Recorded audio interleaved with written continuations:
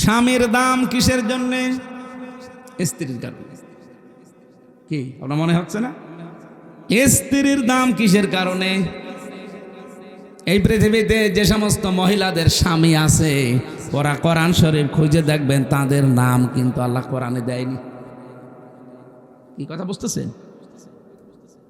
আসিয়ার নাম আল্লাহ কোরআনে দেয়নি, কারণ কি? তার স্বামী ছিল, স্বামী ভালো হোক আর খারাপ হোক। হযরতে খাদিজাতুল কুবরার নাম কোরআনে আল্লাহ দেয়নি, তার স্বামী ছিল। হযরতে আয়েশার নাম কোরআনে আল্লাহ দেয়নি, তার স্বামী ছিল। উম্মে জামিলের নাম কোরআনে আল্লাহ দেয়নি, তার স্বামী ছিল। কিন্তু যে সমস্ত মহিলাদের স্বামী নেই, ওই মহিলাদের নাম আপনি দেখবেন আল্লাহ কোরআনে উল্লেখ করেই দিয়েছেন।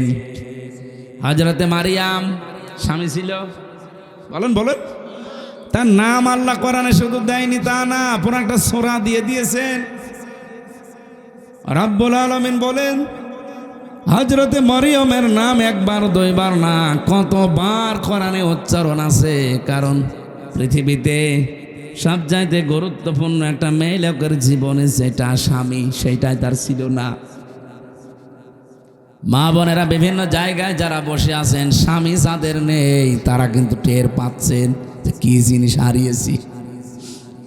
আর আমরা তো এই সমাজে দেখতে পাই যাদের স্বামী নেই, কত মানুষ তাদের দিকে বিভিন্ন নজরে তাকায়।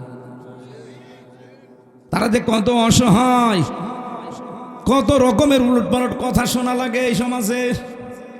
রাস্তা দিয়ে হেঁটে গেলেও একটা মানুষ আশেপাশে মন্তব্য করে যে ওই যে যাচ্ছে, ওর বাংলায় বললাম না আমি, বলে না? এই জন্য স্বামী যাদের আছে কদর করবেন, সম্মান করবেন। বিশ্ব নবী জানিয়েছেন, কোন স্ত্রী যদি অবস্থায় মারা যেতে পারে যে তার স্বামী তার উপরে রাজি ছিল, আল্লাহ পাক পেছনে কিছুই দেখবেন না, তারে মাফ করে দেবেন। আরো জোরে বলেন সুবহানাল্লাহ। মেয়ে লোকের দেখি না এইসব নেই, ও আরো গল্প করে মানুষের কাছে যে এলাকায় সবাই আমারে ভালো বলে, শুধু খোকার বাপ আমারে দেখতে পারে না। তোর এলাকায় সবাই ভালো বলার দরকার কি? ভালো বলা লাগবে তো এইটা। এক কথা বলেন না কেন? এই যদি তোরে ভালো না বলে, তামাম দুনিয়া ভালো বললেও আল্লাহ রাজি হবে না। এই জন্য মেয়ে লোককে যদি মরে যায়, স্বামী যদি লাশের পাশে দাঁড়িয়ে বলতে পারে না আমার স্ত্রী কিন্তু সত্যি আমার মন মতো, আমি তার উপরে 100 ভাগ খুশি, আল্লাহর কসম ওই মেয়ে লোকের ছোটখাটো আমলগুলো আল্লাহ মাফ করে দিয়ে নিজেও খুশি হয়ে যাবেন। এখানে আমরা যারা স্বামী আছি, মন থেকে বলতে পারবেন যে আমার স্ত্রীর উপর আমি 100 ভাগ খুশি। এরকম স্বামী হাত তোলেন তো। আন্দাজে হাত তোলো।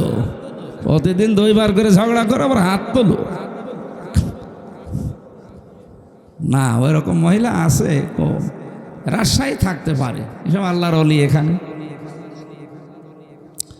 সম্মানিত মা বোনেরা, আলহামদুলিল্লাহ আমি অন্যান্য জেলার তুলনায় আজকে 2 জন স্বামী পেলাম, তারা হাত তুলেই জানিয়েছে যে আমার স্ত্রীর ওপরে 100 ভাগ রাজি। আল্লাহ যেন ওই স্ত্রীর মতো আমাদের সবার স্ত্রীকে বানিয়ে দেয়। তাহলে আমি যেটা বলছিলাম, এই পৃথিবীর ময়দানে একজনের দাম বাড়ার পেছনে আর একটা জিনিস দায়ী বা তার পেছনে কাজ করে, হন্নালিবা সল্লাকুম ওয়া আনতুম লিবাসুল্লাহুন্না। স্বামী স্ত্রী একে অন্যের পোশাক। কি পোশাকের কাজ? কি পোশাকের প্রায় 27টা কাজ আছে। 1 নম্বরে পোশাকের কাজ হচ্ছে, পোশাক মানুষের লজ্জাস্থান ঢেকে রাখে। কথা বলেন না কেন? স্বামী স্ত্রী 2 জনের কিন্তু এই চরিত্র হওয়া লাগবে, একে অন্যের দোষ গোপন করে রাখবে। আর আমরা না, পরিবারের দোষ আরো বিভিন্ন জায়গায় একে অন্যেরটা বলে বেড়াই। 2 নম্বরে পোশাকের কাজ হচ্ছে, পোশাক মানুষের সম্মান বৃদ্ধি করে। বলেন তো, এখানে আমি যে পোশাক পরে এসেছি, এই কারণে আপনারা আমার উঠতে দিলেন। আমি যদি ন্যাংটা হয়ে আসতাম, যত বড় আমির হামজা হোক উঠতে দিতেন, বলতেন নাউজুবিল্লাহ আস্তাগফিরুল্লাহ। হযরত শেখ সাদি রহমতুল্লাহ আলাইহি ওনার কিতাব দুইটা প্রসিদ্ধ কিতাব আছে, গুলিস্তান আর বস্তা। আমি পড়েছিলাম ওই জামানায়, এটা বাংলায় বের হয়েছিল, উর্দুতে আছে, ফার্সিতে আছে। ওই সময় যেহেতু উর্দু পড়তাম কওমি মাদ্রাসায়, গুলিস্তান বস্তা দুইটা বই আমি মাঝে মাঝে পড়েছিলাম। একটা ঘটনা আমার মনে পড়ছে। উনি একবার ছেঁড়া জামা কাপড়, স্বাভাবিকভাবে থাকতেন এমনিতেই, কবি মানুষ তো, কবি যারা দেখবেন ওরা ওই রকমই থাকে, স্বাভাবিক জীবনযাপন করতেন, সেরকম হাই ফাই পোশাক পরতেন না। এক দাওয়াতে গিয়েছেন, মানুষ তারে চিনতে পারে নাই, খাবারও দিতে চায় না, অথচ পরে ওই অনুষ্ঠানে তিনি সেই রকম উন্নত পোশাক পরে, রাজকীয় পোশাক পরে এসেছেন। লোকজন মনে করছে কে না কে, তাড়াতাড়ি নিয়ে তারে খাবারে বসিয়েছে। যত রকমের খাবার তার প্লেটে দিয়ে বলছে নেন। মানে খাবার খাওয়া বাদ দিয়ে একটা একটা করে সব পকেটে তুলছে। লোকজন বলছে আপনি পাগল হয়ে গেছেন? বলে না, পাগল তোমরা, এতক্ষণ পর্যন্ত আমি এসেছিলাম, সম্মান আমাকে করনি, করেছো আমার এই পোশাককে, এই জন্য পোশাককেই খাবার খাওয়াচ্ছে যে খা, আমার দাম নেই, দাম তো তোর।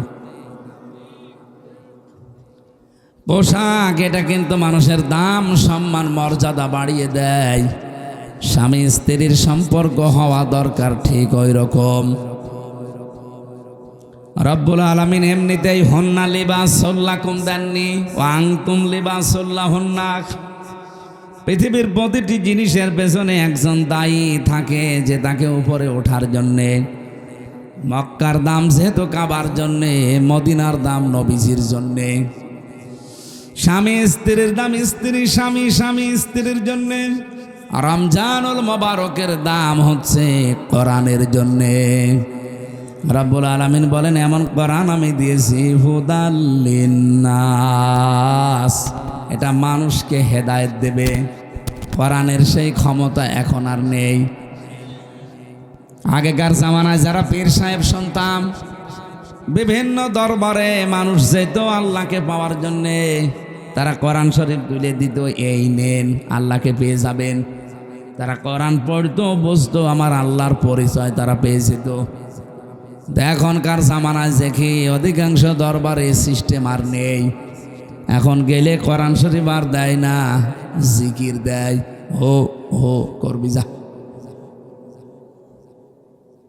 আপনি ব্রাহ্মণবাড়িয়া, চট্টগ্রাম, বিশেষ করে কুমিল্লা, এই লাইনগুলোতে আপনি যে দেখবেন যত দরবার আছে, অধিকাংশ দরবারে গেলে কোরআন শরীফ দেয় না।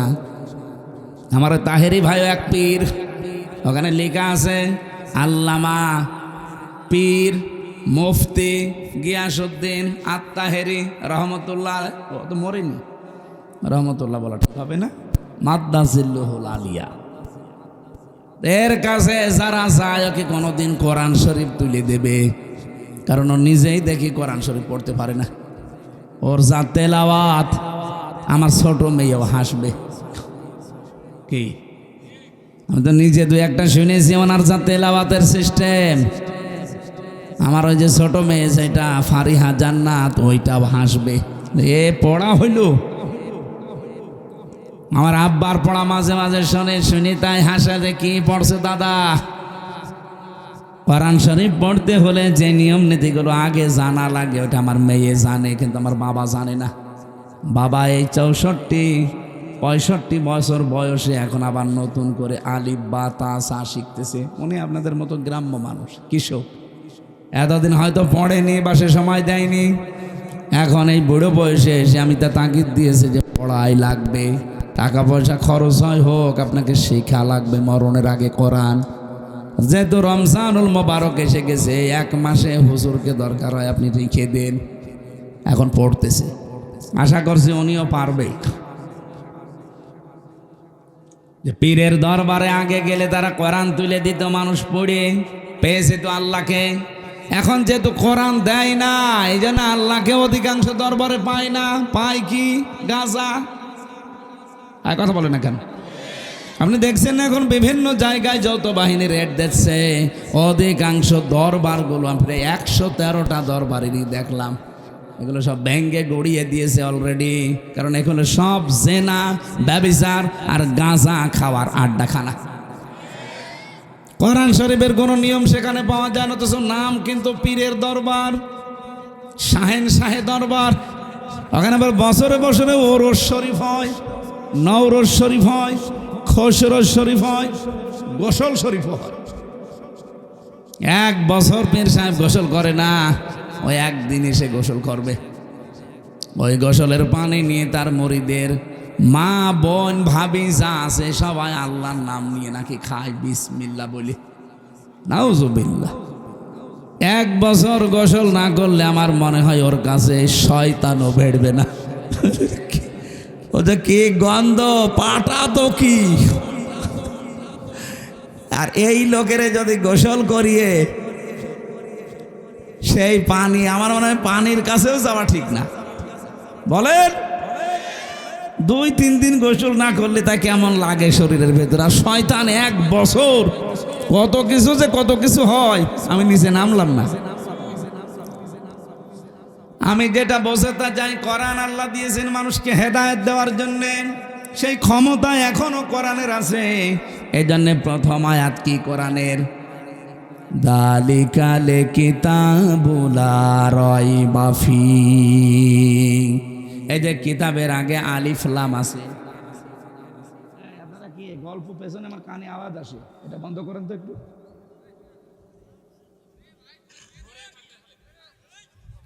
ওদের সামনে নিয়ে আসেন, ওদের সামনে নিয়ে আসেন। থাক। এই আপনারা আবার কি বিড়ি খেতে যাচ্ছেন নাকি? হ্যাঁ, রমজান মাসে,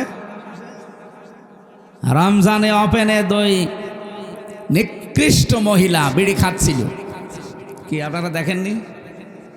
এরা আবার এখন ফতোয়াবাজি করছে। স্বরাষ্ট্র উপদেষ্টার পদত্যাগ চায়।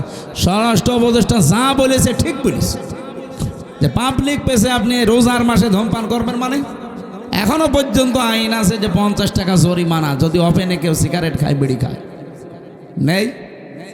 আর ওরা মেয়ে লোক, ওকে মেয়ে লোক বলা যায়। ওর স্বামী যদি বিড়ি মিড়ি খায় তাও তো একটু হালকা মেনে নেওয়া যায়। আর ও শয়তান মহিলা, ওরে চিরে ফেলা দরকার শয়তানগুলো। আবার সোশ্যাল নাম নিয়েছে, এগুলো বাংলাদেশের জন্য ক্যান্সার। আমরা স্বরাষ্ট্র উপদেষ্টা যিনি আছেন জাহাঙ্গীর আলম ভাইকে ধন্যবাদ জানাই, এরকম কড়া কথা বলেছেন আপনি, আলহামদুলিল্লাহ। আরো শক্ত হওয়া দরকার আপনার।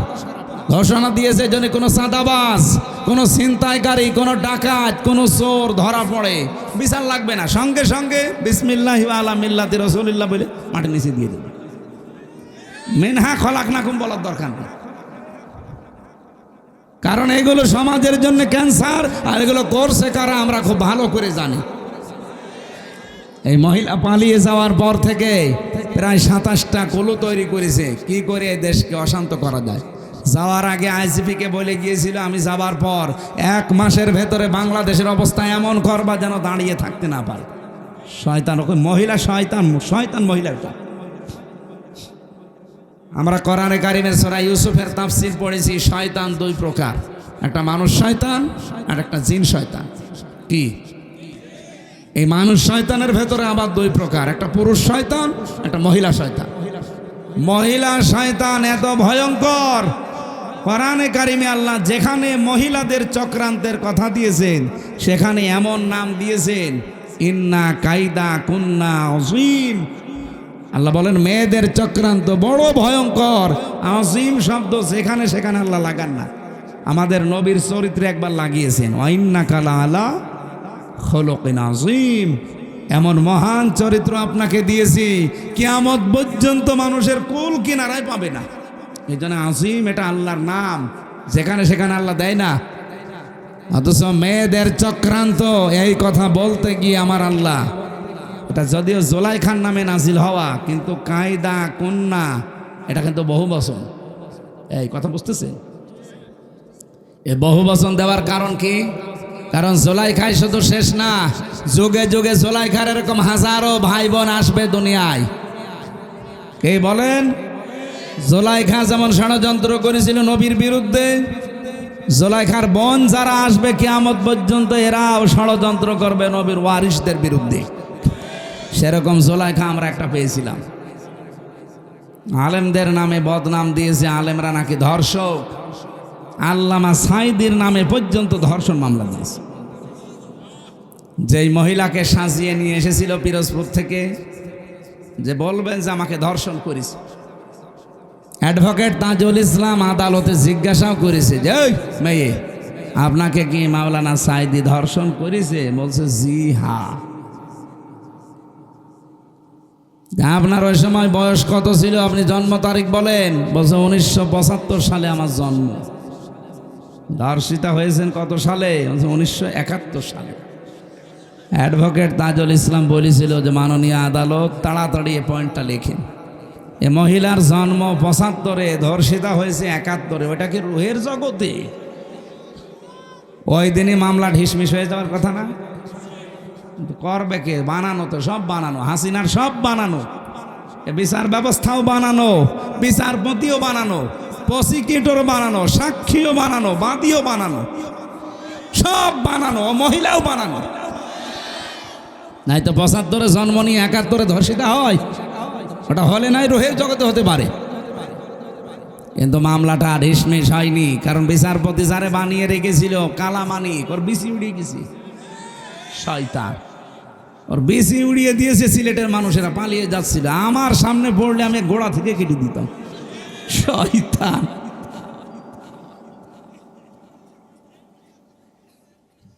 সেদিন আমার গাজীপুরে মাহফিল ছিল।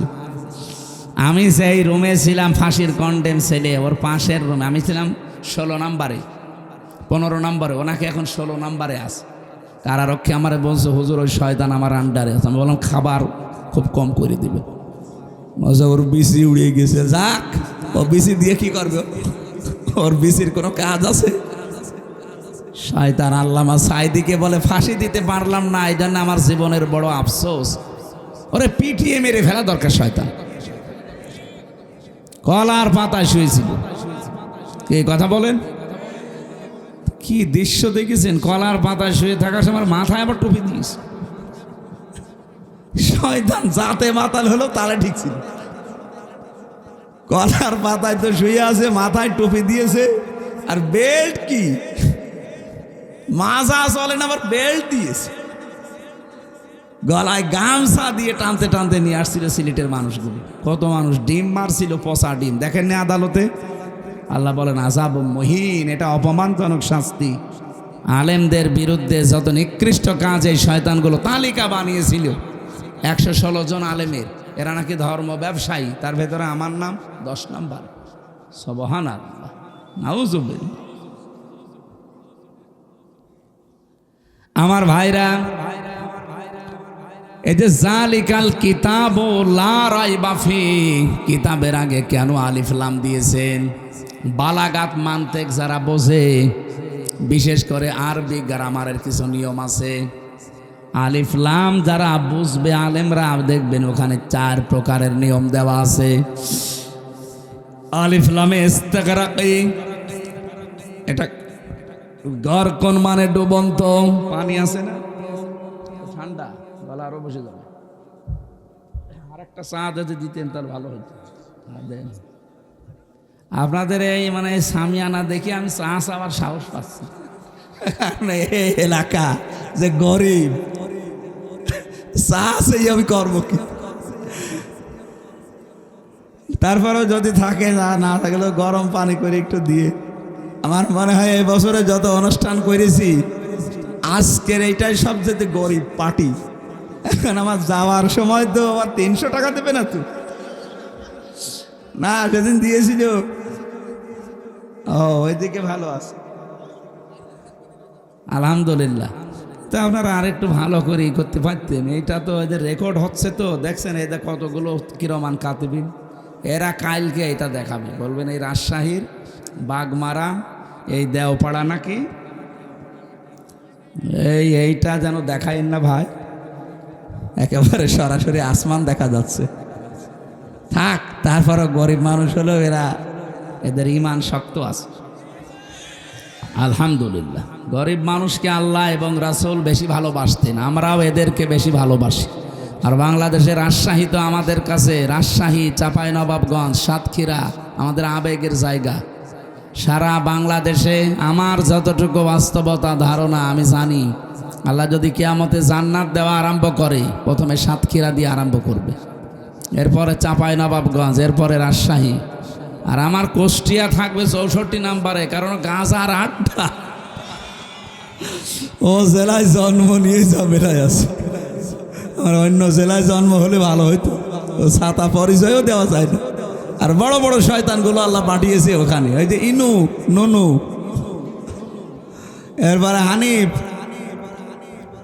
কত অত্যাচার যে করেছে আমার এই প্রায় এই কয়টা বছর এলাকায় ঢুকতে দেয়নি। আমি বাড়ি যাওয়ার আগে দেখি 10 জন পুলিশ বসে আছে। কি গো হুজুর, আমরা চলে এসেছি ধরার জন্য। এইরকম কঠিন অবস্থায় রেখেছিল এই শয়তানগুলো।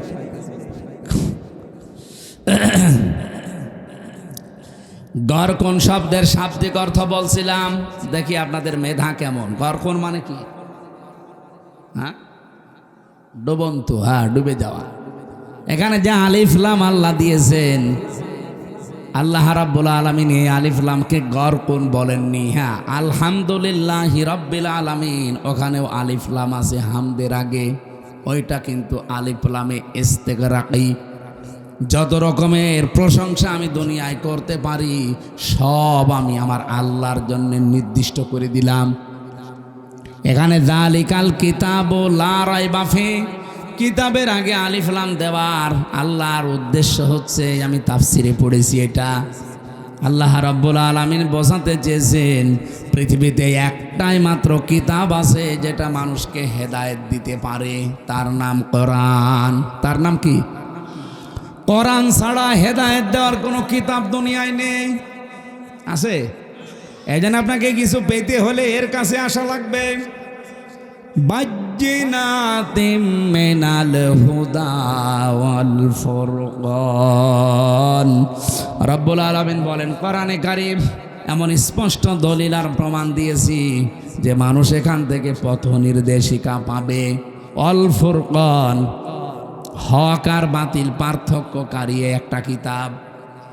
ও রাজশাহীবাসী, আপনি যদি এই রমজানে কোরআন পেলেন, রোজা রাখলেন, বাকি সামনের জীবনে যদি হক আর বাতিল পার্থক্য করে জীবন কাটাতে না পারেন, আপনার কাছে রমজান আসা না আসা সমান। আমি আশা করছি কথা বোঝাতে পেরেছি, এটাই আসল কথা আজকের। আল ফুরকান, সত্য মিথ্যা পার্থক্য করে বাকি জীবন চালানো লাগবে। আর কতদিন এভাবে না বোঝার ভান করে থাকবেন? রমজানও পাচ্ছেন প্রতি বছরে বছরে, কোরআনও আছে আপনার কাছে, হক আর বাতিল কোনটার সামনে এটা দেখে যদি জীবন চালাতে না পারেন, আপনার জীবন ব্যর্থ। আজকে থেকে সিদ্ধান্ত নিয়ে যাওয়া লাগবে, কোরআন আমি বুঝতে চেষ্টা চালাবো, শিক্ষা চেষ্টা চালাবো, এমনভাবে বুঝবো শিখবো যেন হক আর বাতিল সামনে কোনটা আমি পার্থক্য করে নিতে পারি। বলেন সুবহানাল্লাহ। আমার তেলাওয়াতকৃত আয়াত ছিল সূরা বাকারার 183 নম্বর আয়াত। ইমানদারকে আল্লাহ ডাক দিয়ে জানিয়েছেন, ইয়া আইয়ুহাল্লাযীনা আমানু কুতিবা আলাইকুমুস সিয়াম, ইমানদারের আমি তোমাদের উপরে রোজা লিখে দিলাম, কামা কুতিবা আলাল্লাযীনা মিন ক্বাবলিকুম, তোমাদের পূর্বে যত জাতি পাঠিয়েছি, যত নবী, প্রত্যেকের উপরে রোজা কিন্তু ফরজ ছিল।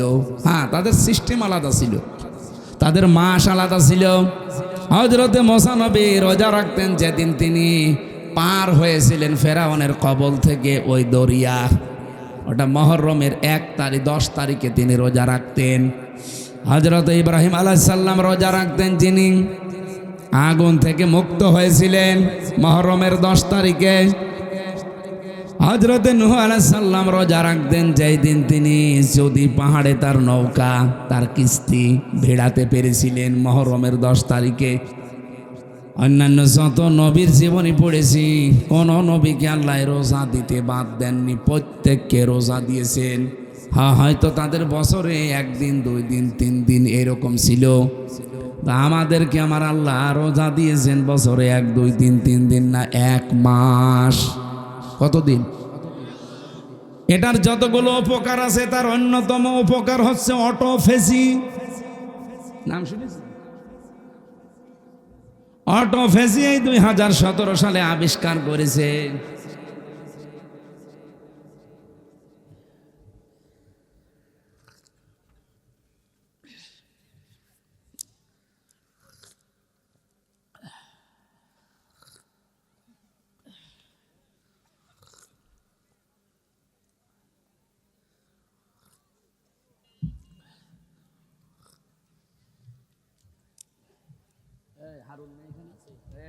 নষ্ট হয়ে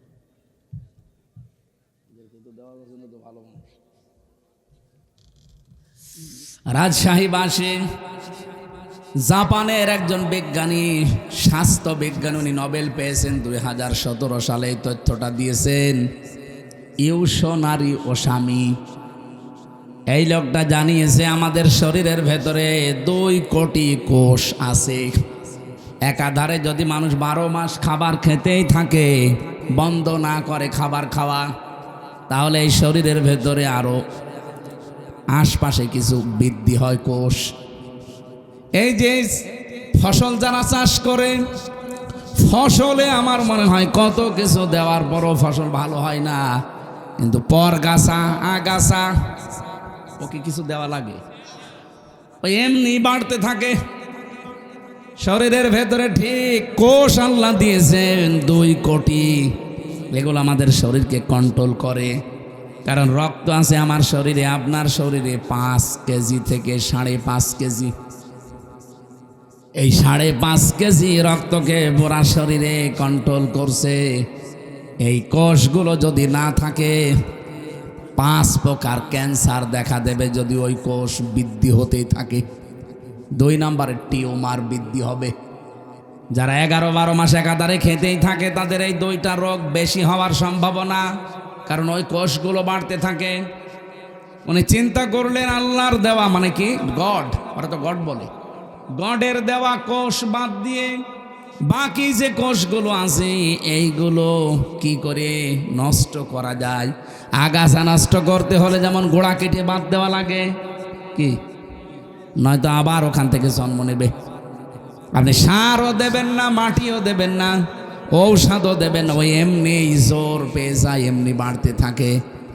আর আপনার ওই অতিরিক্ত ওই আগাছা পরগাছা কোষগুলো যদি বাড়তে থাকে, তাহলে আপনার শরীরের ভেতরে রক্তে 5 প্রকার ক্যান্সার হবে এবং টিউমার বাড়তে থাকবে।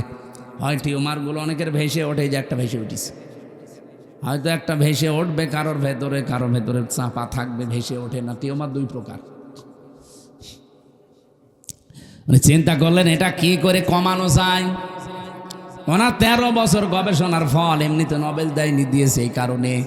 13 বছর গবেষণা করে উনি জানিয়েছে কেউ যদি অন্তত 29-30 দিন 12-14 ঘন্টা দিনের বেলা না খেয়ে থাকতে পারে একাধারে, তাহলে আল্লাহর এই গডের দেওয়া কোষগুলো, আমরা কি বলবো গড না আল্লাহ? আল্লাহ।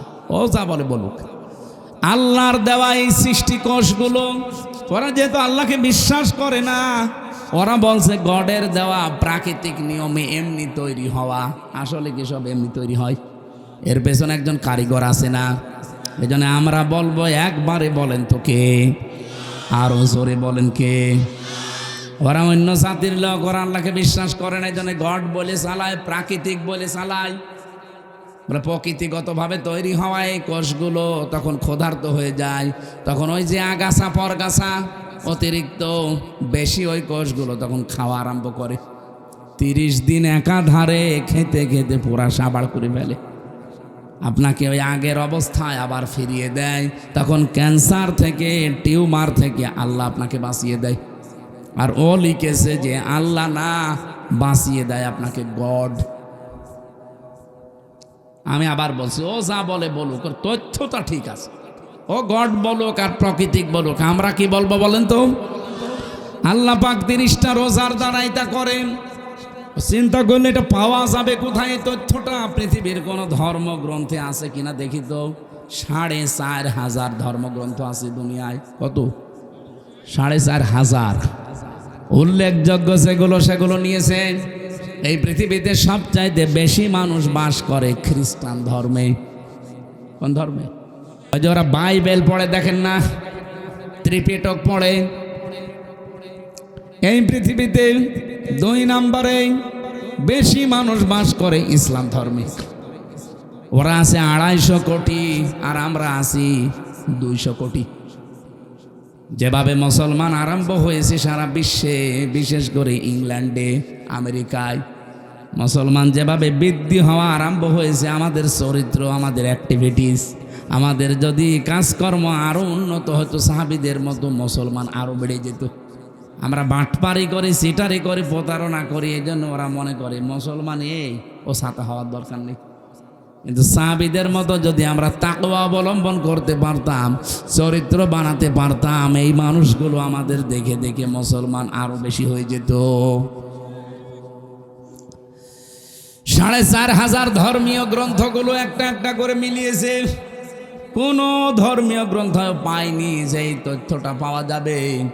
শেষ পর্যন্ত মুসলমানদের ধর্মীয় গ্রন্থ কোরআনে কারীম, সূরা বাকারার আমি যে আয়াত পড়েছি 183 নম্বর আয়াতের পরের আয়াত শেষের অংশে, সূরা 80 নম্বর আয়াত, ওয়াং তাসুমু খায়রুল লাকুম ইন কুনতুম তা'লামুন। বলেন আল্লাহু আকবার। রব্বুল আলামিন বলেন, তোমরা যদি রোজা রাখো তোমাদের জন্য ভালো হবে, এটাই তোমাদের কল্যাণ হবে। কি কল্যাণ হবে? উনি এখানে 27টা পয়েন্ট দিয়েছেন যে রোজা রাখলে এই কল্যাণ হয়। তার 1 নম্বরে আপনার ওই অতিরিক্ত পরগাছা, আগাছা, ওই কোষগুলো আসল কোষ ধ্বংস করে ফেলবে। যুগে যুগে আল্লাহ বিধানটা এমনি দেয়নি, এই কারণেই দিয়েছেন। আমরা যদি রোজা রাখি, কত বড় মারাত্মক 2টা অসুখ থেকে আপনি বাঁচতে পারবেন, একটা ক্যান্সার আর একটা টিউমার। কি কথা বলেন না কেন? 2 নম্বরে রোজা রাখলে মানুষ সুস্থ থাকে। কঠোর পরিশ্রম যারা করে এরা আমার মনে হয় বাদ দিয়ে বাকি কারো রোজা ছাড়া ঠিক না। এমনিতে যারা দোকানে বসে আছেন, মাঠে ঘাটে কাজ, হ্যাঁ মাঠের কাজও কঠিন, কিন্তু তারপরেও যদি আপনি রোজা রাখতে পারেন, 1 মাস রোজা রাখার দ্বারা ওই অটোফেজির মাধ্যমে আপনার কোষগুলো ধ্বংস হবে এবং আপনাকে সুস্থ করার জন্যে 11 মাস আপনাকে চালানোর জন্য রোজা কার্যকর ভূমিকা পালন করবে। রোজা এখন থেকে আর ছাড়া যাবে। কত মানুষ দোহাই দেয়, হুজুর আমার গ্যাস, আমি রাখতে পারি না, এটা একটা শয়তান। রোজা রাখলে তোর গ্যাস ভালো হবে। যারা বলে আমার ডায়াবেটিস, রোজা রাখলে সমস্যা, কে বলেছে আপনাকে? আপনার কি ডায়াবেটিস আমার চাইতে বেশি? জেলখানায় যে আমার ডায়াবেটিস 37 পর্যন্ত চলে গিয়েছিল। এই জন্য রোজা রেখে 3 দিনে আমি এখন দেখছি যে না, আমি আরো ভালো আছি, ডায়াবেটিস আমার কন্ট্রোলে হয়ে গেছে। এই জন্য রোজা রাখলে বিজ্ঞানও প্রমাণ করছে, কেউ যদি 12-14 ঘন্টা দিনের বেলায় না খেয়ে থাকতে পারে, তার ডায়াবেটিসও কন্ট্রোল হয়ে যায়। আল্লাহ কি এমন যে এমন বিধান উনি দিয়েছে যেটা আমাদের শরীরের সাথে মানাবে না?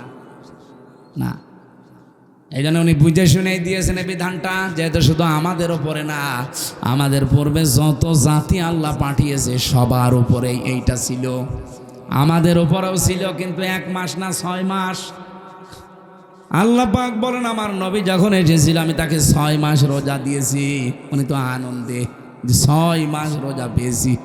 অন্যান্য উম্মতেরা মাত্র 1টা পেয়েছিল বছরে, আর আমরা মুসা নবীর সাথে দেখা 6ষ্ঠ আসমানে মেরাজ থেকে আসার সময় বলে, না আপনি ফিরে যান, আপনার উম্মতরা পারবে না, আপনার উম্মতেরা পারবে না। আমার উম্মত এত শক্তিশালী ছিল, তারা পাহাড় কেটে কেটে ঘর বানাতো, তারা 900 বছর 1000 বছর হায়াত পেত।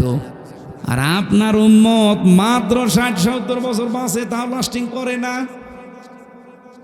যত ভেজাল খাবার এখন আমাদের ভেতরে ঢুকতেছে, এই ভেজাল খাবার খেয়ে আমার মনে হয় 60-70 না 40 বছরে আমরা 80 বছরের মতো হয়ে যাচ্ছি।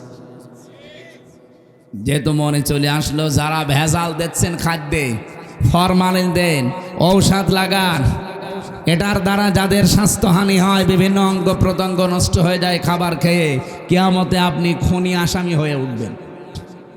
কারণ এগুলো একটা মানুষ মারার একটা কারণ। হয়তো সরাসরি মারছেন না, অন্য লাইনে আপনি মেরে ফেলছেন মানুষকে। কথা বলেন না কেন? যারা এই যে ফলের ব্যবসা করেন, ফলে কত কিছু দিয়ে তাজা করে রাখেন, তরকারির ব্যবসা করেন, তরকারিতে কত কিছু দিয়ে তাজা করে রাখেন, ওই তরকারি ওই ফল আপনার ছেলেকে আপনি খাওয়াবেন, আপনার মেয়েকে খাওয়াবেন? আপনি ওই সময় তো খাওয়াতে চান না।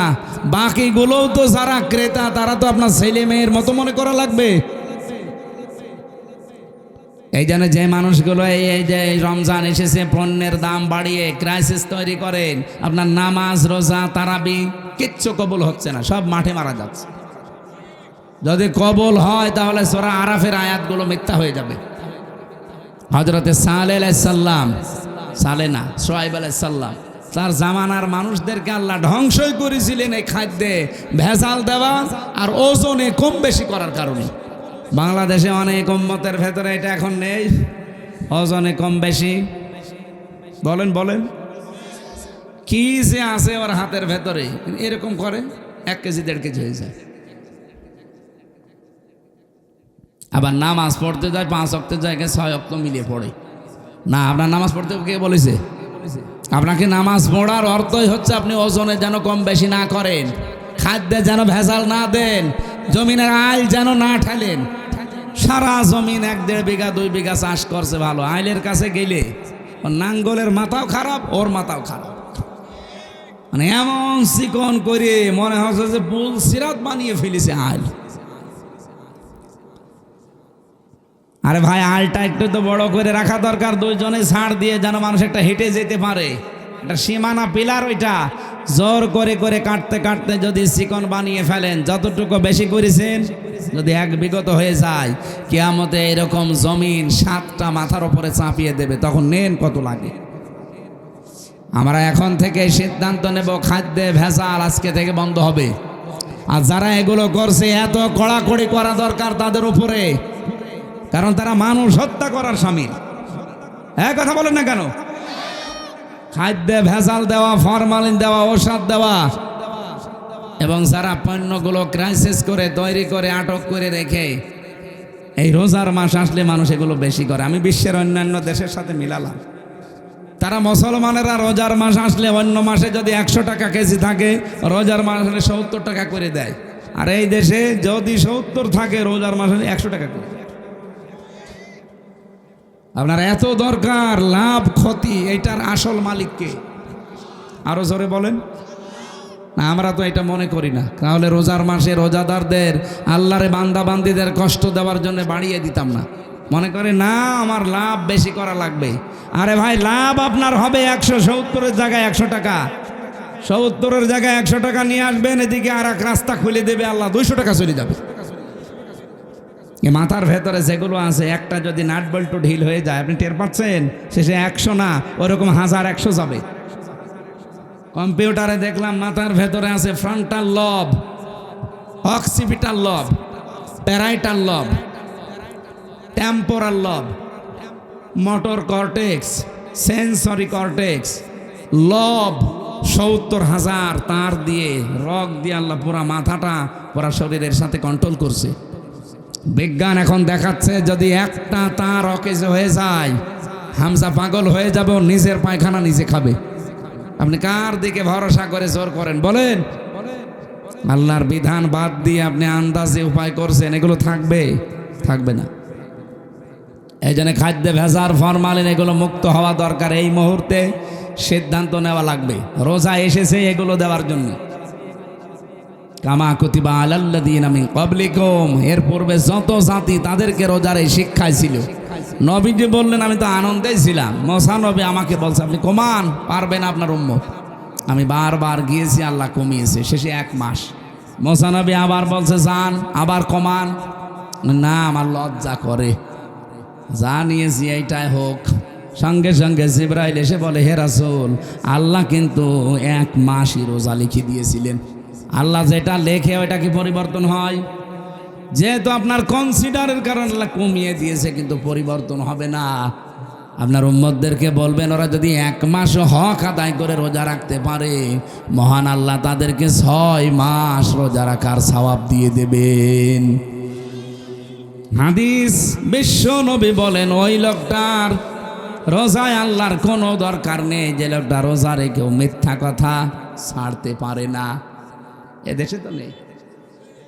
আমরা নিজেদেরকে এখন থেকে কন্ট্রোল করবো, আল্লাকুম তাত্তাকুন, তাকওয়া যেন অর্জন হয়।